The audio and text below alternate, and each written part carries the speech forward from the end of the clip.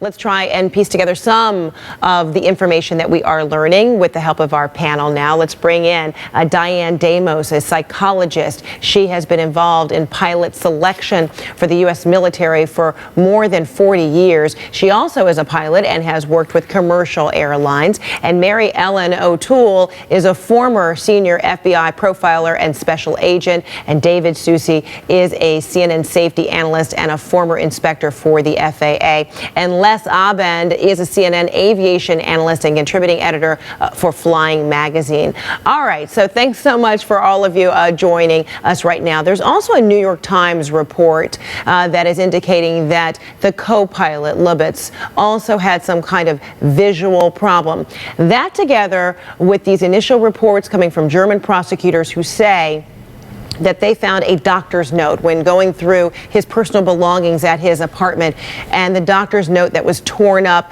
and apparently never given to the airline that he worked for, said that he was unfit to work. So Diane, to you first, what is the obligation that anyone in the medical community would have to reveal to an employer, particularly when you're talking about a job like being a pilot and there are many lives in your hands? What's the obligation that a doctor might have to reveal that, not count on self-reporting, but to reveal that to an airline? In our country, the doctor really can't reveal that because of the HIPAA laws. And in Germany, they have even stricter laws concerning release of personal data. And I'd also like to point out that it said unfit to work. It's never been clear to me that the doctor understood that this person was a pilot. Wouldn't that would seem pretty natural that a doctor would know what someone's employment is, though, in most circumstances, wouldn't you think?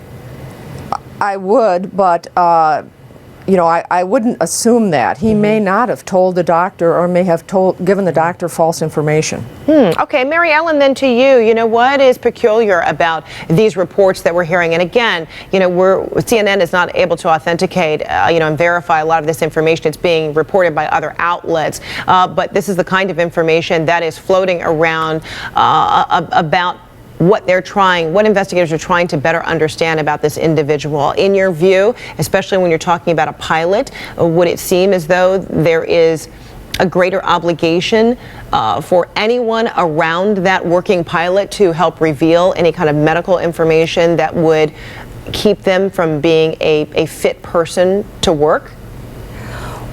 Certainly there could be, both here in the United States as well as in Germany. And we don't know at this point, since the co-pilot had been seen by doctors over a period of at least a couple of weeks, based on what his condition or conditions were.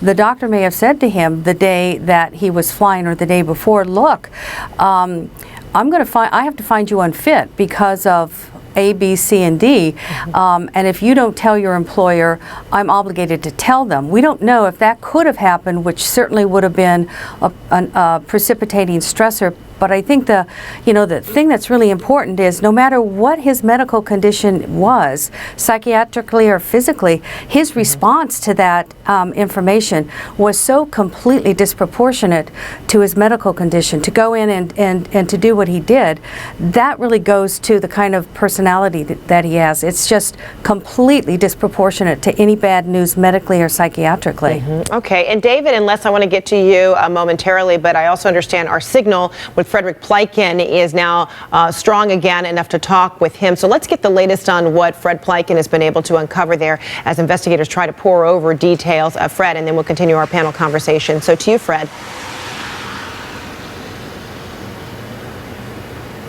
Hi, Frederica. Yes, certainly. And this investigation, of course, keeps moving forward. We know that there are French investigators who are here in the Cologne and Düsseldorf area right now, liaising with the German investigators. That, of course, is very important because the investigation is being headed from France because that's where the plane went down. But, of course, the German investigators are very important as well because this is the place where Lubitz lived. This is where the apartments are where he stayed at. One, of course, in Montabaur, Germany, where he was with his parents as well as his brother. brother, and then the one in Düsseldorf. And now we know that medical records have been retrieved from at least one of those sites. We know that they show that he was in a long-standing medical treatment that had been going on, and we also know that that's the place where multiple sick notes had been found that apparently, at least some of them, he destroyed in an effort. The public prosecutor says to hide his illness from his employer. Now, the New York Times is reporting that he was apparently seeking treatment for some sort of vision issue. They got that from, they say, two sources close to the investigation. There are other media outlets that are reporting that he apparently had psychological issues as well. We have not been able to confirm that just yet, but we do know that he had been seeking medical treatment for quite a while, and that, of course, they say he was hiding that from his employer. And one of the things that Germanwings has said, they've come out and they say they never got a sick note from him, especially on the day that that flight happened, when, of course, he was not supposed to fly as well. So a lot of new information is coming out. We do expect to hear more from the public prosecutor over the weekend to shed more light as to why possibly Andreas Lubitz did what he did, Frederica. All right, Fred Pleitgen, thank you so much. Gives us a little bit more to chat with our panel now, so let's bring them back. David Susi and Les Abben, I hadn't had a chance to get back with you to continue with our conversation with Diane and Mary Ellen here. So I wonder, Dave, just listening to what Fred was saying, if the airline is saying, look, we didn't know anything about his condition, we hadn't received any notes as of recent, what is the obligation of the medical community in which to report this kind of information? Particularly, we know in the U.S. you've got HIPAA laws, and that prevents that kind of interaction from happening. Your medical information is to remain private, but in Europe, and perhaps in a circumstance like this, if this co-pilot was going to a doctor that was not necessarily recommended by the airline, would there still be an obligation for that doctor or the medical community to reach out to the airline to share that information, especially if someone is of a mental or physical state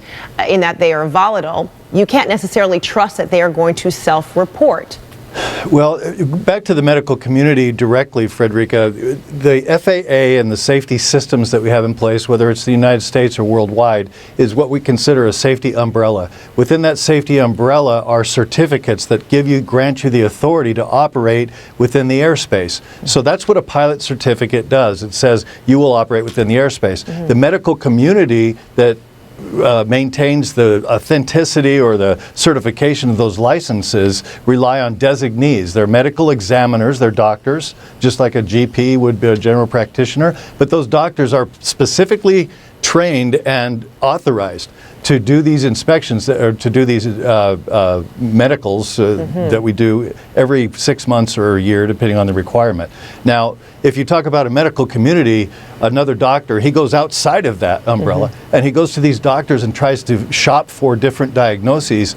Mostly, he's obviously been very good at hiding things within himself. So I doubt there was any kind of external communication outside of this safety umbrella to that doctor on the outside that said, yeah, he's diagnosed with this or that. And there is no legal responsibility that I'm aware of, unless there's something that he's going to commit suicide or he's going to hurt other people, that would obligate that doctor to say, hey, he had to get glasses, or he had a slight depression. I don't see that there's a disconnect between that safety system. So Les, if it wasn't the Aviation Medical, Authority, where, this co-pilot received his medical attention or even a recommendation, and the airline just simply didn't even know, would the airline still be in some way held responsible or culpable? Would there be any way in which to monitor, someone's fitness on a regular basis for this particular airline, so that there may have been some observations made, or if it's the case of everything was overlooked?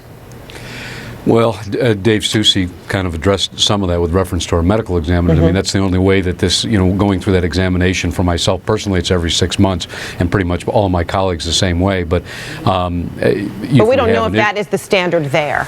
Correct. I believe it is, because these folks do fly in the States and they want to keep the same standards, at least to the States. But let me just take it from a personal level. The bottom line is, if I have a cold, I'm not going to work because it's detrimental to the people behind me.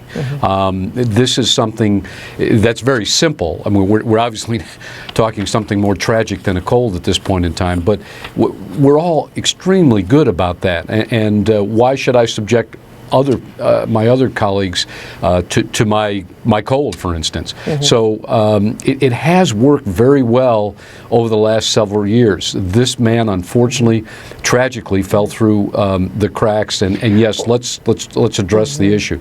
And that's why it seems like the self-reporting doesn't make any sense to me. I mean, if you're talking about a line of work in which you are responsible for hundreds of lives, why would the onus be put on, the pilot, the person whose responsibility is to take care of all these people when flying abroad or even locally? Why would the onus be put on that person, to self-report, to reveal that they may be potentially unfit, and know that they could lose their work, they're going to lose pay? I mean, it just seems pretty ridiculous, quite frankly. Anyone can answer that one. Diane, Mary, or Tul, or David, or Les. Frederica, if you don't mind, I appreciate that, what you're saying there, and it's certainly a very valid concern. However, we were hired to be that responsible individual, and this, like I've mentioned before, this individual was a total anomaly. I mean, this system has worked well. I'm not saying it's a perfect system, and just because it's worked, we should do ancestor worship, but it indeed worked to such a degree because these are the people that airlines hire are responsible. Right. Okay, go ahead, David, real quick. Yeah, I was just going to say, and unless I agree with you 100% about that responsibility by the pilot, what I have a difficult time with is that, you diagnosed your own cold so that you wouldn't go to work today. What's the capability of an average person, even though it's a highly trained pilot, of being able to diagnose his own mental illness? I see that's a stretch. So that thereby, but it sounds like that came after the medical community did at least weigh in already on this co-pilot, if indeed investigators found the notes from doctors, as they say they did. Yeah, exactly. So what my point is about there is a really good system in place to recognize and identify and report any kind of abnormal behavior with pilots, because you're sitting in the cockpit forever. And I know of many cases in which the pilots discuss things, and then the other pilot comes back and says, "Hey, this guy ain't right," and we'll report it to the chief pilot, and the chief pilot puts this other person and discusses it with them and brings in professionals to assess that. That happens all the time in the airlines. Whenever it arises as a behavioral issue. All right, I know we still have so much to talk about, ladies and gentlemen. We'll all be back again and talk some more. For now, we're going to take a short break. Diane Damos, Mary Ellen O'Toole, David Susi, and Les Aben, thank you so much.